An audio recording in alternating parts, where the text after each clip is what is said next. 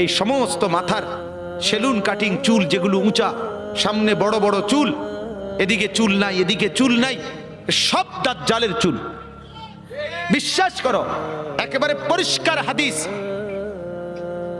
মুসলিম শরীফের হাদিস।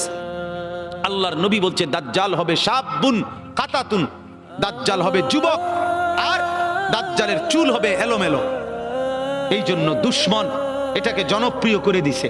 এদিকে নাই এদিকে নাই, ওইদিকে নাই, এখান দিয়ে নাই, এখান দিয়ে ফেলাই দিছো, ওইখান দিয়ে উঁচা করে রাখছো, সামনে দিয়ে ঝাঁকড়া বানায় রাখছো। কি করছো বাপ?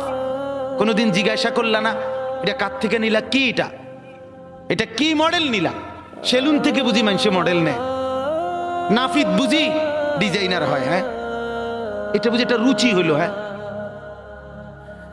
কি পড়লা বন্ধু? এত বাংলা, এত অঙ্ক, এত ইংরেজি বই, এত পদার্থ, এত অপদার্থ, এত জীববিজ্ঞান, এত জড় বিজ্ঞান, এত কিছু কই গেল? এরপরে সব থুইয়া নাফিতের থেকে গিয়া ডিজাইন আনলা। কথা বলেন না কেন? নাফিত থেকে কেন ডিজাইন আনলেন? নাফিত কেন সাজাই দিবে মুসলমানকে?